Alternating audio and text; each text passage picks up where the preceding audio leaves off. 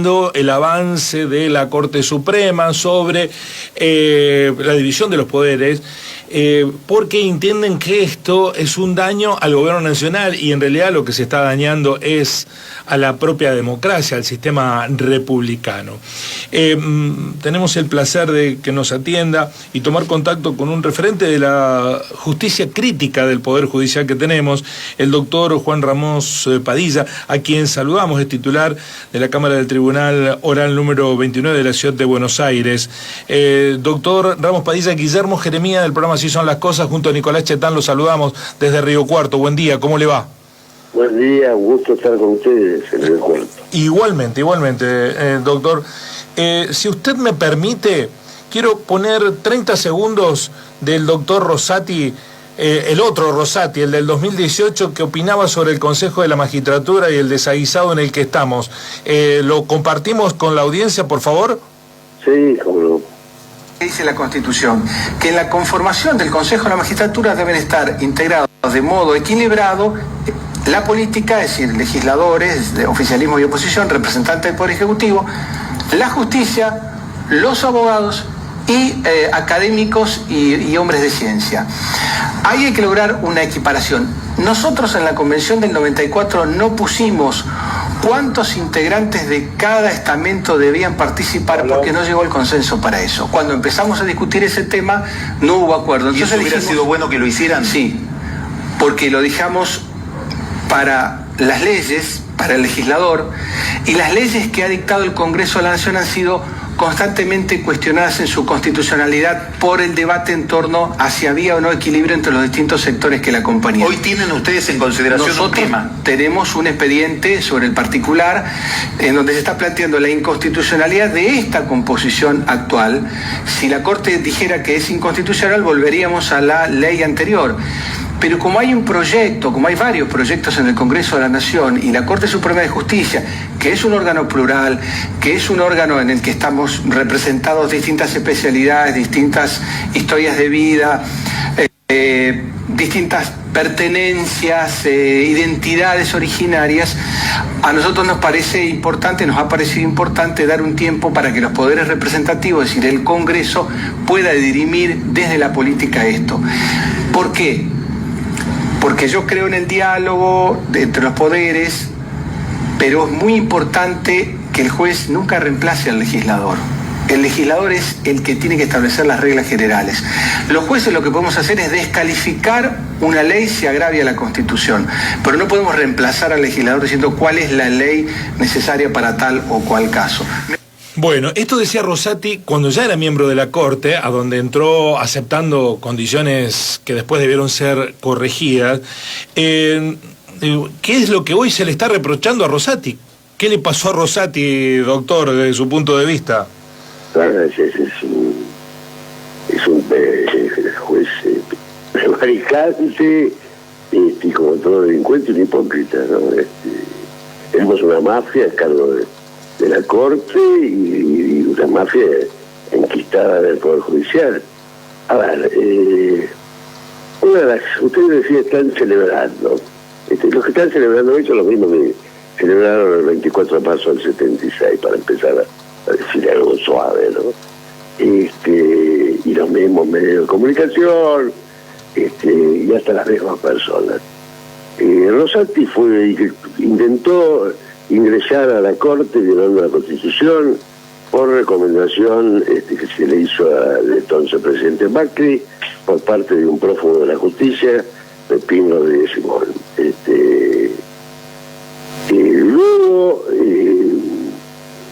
falló en contra del servicio público para que Clarín pudiera seguir junto con Roseca, que es el representante del Clarín, para que los servicios públicos para que Clarín pudiera seguir cobrando en materia de telemática y internet el precio que quisiera. Eso fue en plena pandemia. Luego esta Corte se metió con la salud sin siquiera consultar a un médico, cuando fuera el tema de la presencialidad de los chicos en el colegio. Está a punto de fallar en contra de el conflicto que hay en la provincia y la capital, porque parte de la oposición. Este fallo sale avalado por AmCham, que es la Cámara de Comercio Argentina norteamericana, donde además confluyen también todas las empresas multinacionales que tanto han expoliado a nuestro país. Y también patrocinado por el colegio privado de la calle Montevideo, que son los que defienden estas empresas, los que han defendido a los genocidas, y por el grupo Ideas. ¿Qué podemos esperar de esta gente? Que está cometiendo el delito de prevaricato al tomar obligaciones que no le son propias, que son propias del legislativo y del ejecutivo, porque las leyes no se ponen en vigencia por voluntad, porque mañana pueden poner en vigencia entonces, y ojalá lo hicieran, la Constitución del 49, que fue derogada por decreto, y sería mucho más prolijo. Lo que está derogado. Entonces hay que seguir los procedimientos constitucionales para que una ley esté vigente. Y no es la Corte quien está llamada por la Constitución a hacer eso. No hay un solo precedente en toda la historia constitucional argentina que así lo haya hecho. Esto es un golpe de Estado porque la Corte está tomando facultades de otros poderes. Si quiere decirlo más suave, es un conflicto institucional. Bueno, para mí es un golpe de Estado. Supongamos que es un conflicto institucional. ¿Cómo se resuelve este conflicto institucional? A revisar una constitucionalidad que puede ser opinable o no. Lo que no está autorizada es a cometer el delito poniendo en vigencia una ley cuando no tiene competencia para eso. Sí. Entonces hay que cumplir lo que está bien y no cumplir lo que no corresponde. Yo creo que hoy el Poder Ejecutivo Nacional debería sacar un decreto interviniendo el Consejo de la Magistratura, no el Poder Judicial, el Consejo de la Magistratura, para que administre los fondos hasta tanto el Congreso cuando le parezca, no dándole un plazo, porque tampoco tienen la potestad de darle órdenes al Congreso, los ministros de la Corte. Todo esto esto que están haciendo es prevaricato, es un delito flagrante, y las consecuencias de un delito no generan consecuencias, es decir, no hay consecuencias jurídicas derivadas de un delito. La única es el juzgamiento de quienes cometen el delito, pero no genera obligaciones a terceros la comisión de un delito. Si a usted le roban algo, no genera un derecho para el ladrón de quedarse con eso. Bueno, esto es lo que está haciendo la Corte. Esto se llama golpe de Estado, y hay que resolverlo, porque no puede seguir esto así. Están en evolución algunas leyes muy importantes para paliar el daño que se ha hecho con este decreto, donde la Corte ahí no se metió, y que nos han dejado endeudados para que poder crecer y poder terminar con las necesidades que está pasando en otro pueblo. Y la Corte ya está preparándose para inconstitucionalizar todas esas leyes, por eso la aplauden la Embajada, la Cámara de Comercio de las empresas multinacionales y el grupo Ideas. Esto está muy claro. Pero hay que ponerle un parate, ¿no? Doctor, ¿usted cree que hay cierta inacción del Poder Ejecutivo frente a este escenario?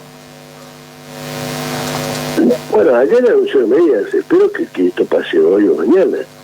Que no esperemos a que mañana a Rosati se le ocurra decir que no le gustaron cómo fueron las elecciones en Córdoba y se declare gobernador de Córdoba, o haga lo mismo con la presidencia, o se declare si de Boca diga no me gusta cómo está jugando Boca y decida ser el presidente de Boca. Esto es una locura total, es un descalabro institucional que no tiene magnitud, y además es defensa de intereses que no son los del pueblo argentino, sino que son todo lo contrario, de un país que viene siendo saqueado desde hace 200 años. Entonces, si queremos empezar a tener una república, empecemos por respetar la Constitución. Además la Constitución nos manda a salir en defensa de ella en el artículo 21. Y estos señores no les importa la Constitución. Doctor, quería consultarle si usted cree que la única vía para resolver esta cuestión es a través del Poder Ejecutivo con este decreto que usted reclama, o si hay alguna otra posibilidad, no sé, judicial o de alguna forma para poder darle una resolución. Tenemos varios regalitos que nos dejó el señor Rosati, que también fue constituyente, la constituyente de la reforma constitucional del 94, nos dejó este engendro que es el Consejo de la Magistratura, nos dejó el otro engendro que es la Ciudad de Buenos Aires, que no sabemos si es una capital, si es una provincia o qué es, pero tenemos problemas constantemente con eso que no terminó de definir la constituyente. Pero también nos dejó el problema del tercer senador. Entonces, para usted sacar a un ministro de la Corte, necesita los 2 tercios. Pero resulta que cada provincia recibe 2 senadores por la mayoría y 1 por la minoría. De modo que para sacar a un ministro de la Corte, tendría el país tener el mismo color político para juntar los 2 tercios, porque 1 tercio lo tendría siempre la minoría. Y esta minoría, si paga, que juega en el mismo partido con el partido judicial, la embajada de Estados Unidos, de alguna manera va a defender la Constitución, va a defender los intereses de sus mandantes, ¿no? Y esto es lo grave, y tenemos que tomar dimensión de esta gravedad. Y el país entero, nosotros estamos recorriendo todo el país a pulmón, convocando ahora para una marcha el 24 de mayo. Algunos lo critican porque no es para mañana, pero nosotros empezamos, ni bien salió esta ley, en diciembre, a convocar a pulmón, con nada más que las redes sociales, porque nos han invisibilizado mucho, y logramos una concentración muy importante el 1 de febrero, donde advertimos sobre esto. Y ahora estamos haciendo lo propio para el 24 de mayo. ¿Dónde van a estar el tratamiento? Estas leyes que favorecen al pueblo, y además vamos a estar recibiendo la primera inspección o la primera visita de los veedores, entre comillas, del Fondo Monetario, ¿no? Estamos dialogando con el juez Juan Ramos Padilla respecto de esta situación devenida con la crisis en el Consejo de la Magistratura y la actitud del presidente de la Corte. 2 últimas preguntas, doctor. La primera está ligada, si se puede o encuentran un esfuerzo por parte de ustedes hacer entender que esto termina perjudicando a la mayoría de los argentinos, a todos los argentinos, a los ciudadanos de a pie, porque da la impresión, mucha gente lo ve como un problema superestructural y que no está relacionado con sus vidas. ¿Sabes que yo no creo eso? Porque nosotros ya estuvimos en Salta, Misiones, Jujuy, estuvimos en el Chaco, en Corrientes. La gente tiene muy claro que no tiene acceso al Poder Judicial. La gente que necesita el Poder Judicial no recibe nada del Poder Judicial. Usted tiene un juicio laboral, están 6 años para después hacer una oferta y no es la justicia lo que lo resuelve. Si usted tiene un accidente, una persona que tenga un accidente de tránsito y pierde la movilidad y tiene que esperar 6, 7 años y no tiene para comprarse una silla de ruedas hasta que vienen y le ofrecen estas empresas enormes de abogados que defienden las grandes aseguradoras, 2 pesos para que usted se compre la silla y se acabó. El Poder Judicial siempre ha estado para defender privilegios,